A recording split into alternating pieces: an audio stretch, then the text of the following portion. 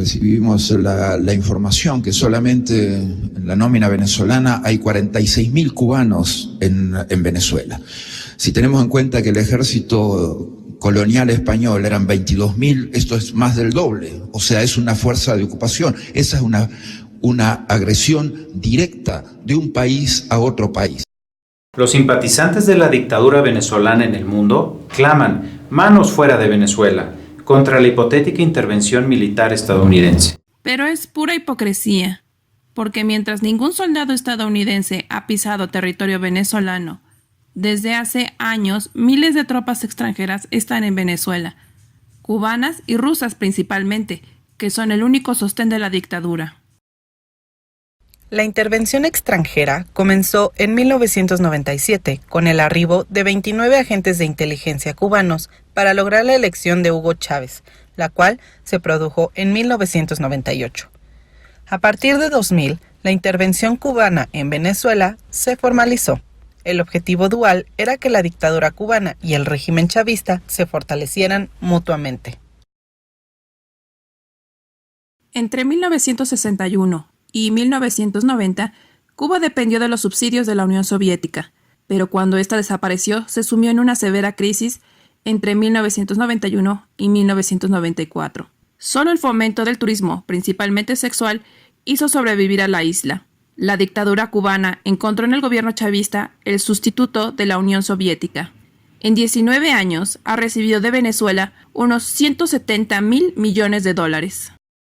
Este subsidio se compone principalmente de dos cosas: petróleo casi regalado y el pago por servicios y productos cubanos, específicamente por los servicios de los llamados cooperantes cubanos, médicos en su mayoría, y por medicamentos genéricos, ambos con excesivo sobreprecio.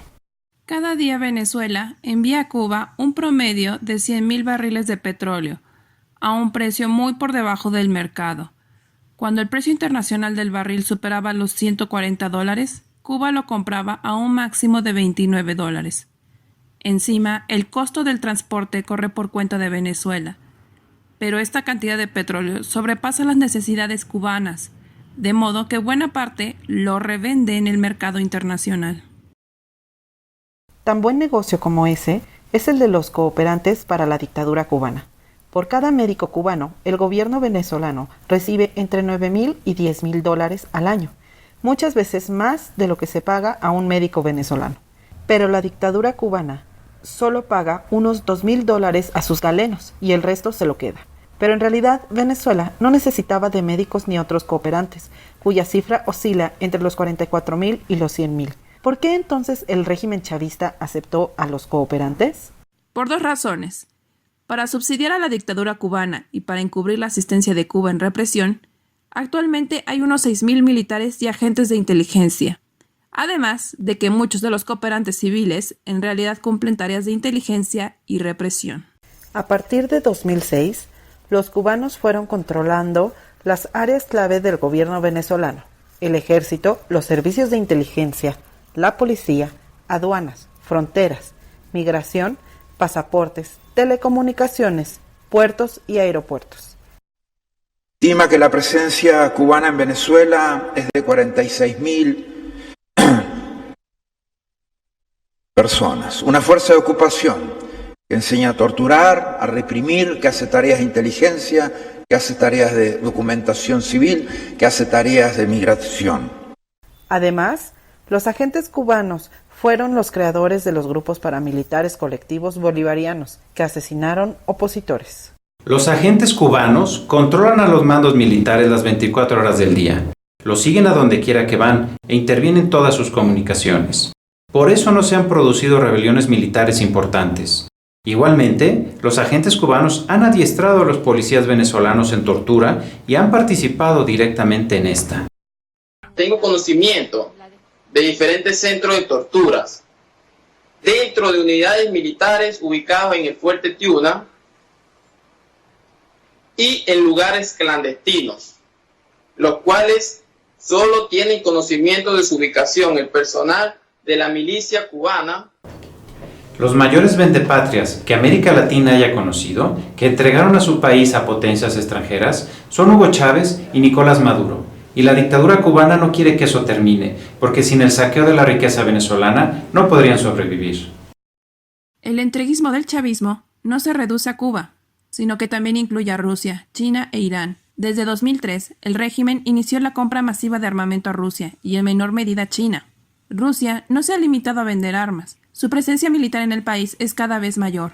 La dictadura de Maduro compró un sofisticado sistema de defensa aérea de misiles, pero con una condición, que sea operado por asesores rusos, porque así, supuestamente, nadie se atrevería a destruir las defensas sin una respuesta militar rusa. Caso similar es el de los asesores rusos de la operación de jets de combate y tanques. En diciembre de 2018, 100 militares rusos arribaron a Venezuela en 2 jets estratégicos, con capacidad para llevar bombas nucleares. No se sabe exactamente cuántos militares rusos hay en Venezuela, pero hay tantos como para participar en ejercicios militares, como los realizados en la frontera con Colombia en octubre de 2018 y que la dictadura admitió con descaro. Nuestros aliados, es combinado con nuestros aliados, porque China está participando, Rusia está participando, Cuba está participando y Venezuela está participando. Venezuela no está aislada. Para sostener a la dictadura, el gobierno de Vladimir Putin dudaría poco en repetir en Venezuela la devastación que perpetró en Siria. ¿Por qué? Porque además de sus anhelos expansionistas, Rusia tiene grandes intereses económicos en Venezuela, a la cual percibe como una gran colonia a la cual saquear. Ante el colapso de la economía venezolana, Maduro ha contraído con Rusia y China una deuda por más de $60,000 millones. Como la dictadura no la puede pagar, ha acordado con Rusia pagar con petróleo y minerales. La paraestatal Rosneft ha empezado a tomar el control de la venezolana PDVSA y al final se apoderará de ella por completo. Asimismo, la deuda se pagará con la entrega de los yacimientos de oro, otros metales y diamantes a Rusia y China. Por si no fuera suficiente, el chavismo estrechó una alianza con la dictadura teocrática de Irán. En 2012 fue descubierta la construcción de una base de misiles de Irán para desde el punto más al norte de Venezuela bombardear a Estados Unidos. Asimismo, Hezbollah, grupo terrorista controlado por Irán, se mueve a sus anchas en Venezuela. El régimen chavista entregó pasaportes venezolanos a terroristas de ese grupo y más de 200 de ellos ingresaron a Canadá, haciéndose pasar como migrantes venezolanos. Hezbollah no es el único grupo terrorista que opera con la protección de la dictadura. También destacan antes las FARC y ahora el Ejército de Liberación Nacional de Colombia. El gobierno de México se ha pronunciado en contra de la intervención militar estadounidense en Venezuela, una intervención que aún no se ha producido, pero calla ante las de Cuba y Rusia que ya existen. Una inaceptable violación más del artículo 89 de nuestra Constitución, que define los principios de política exterior.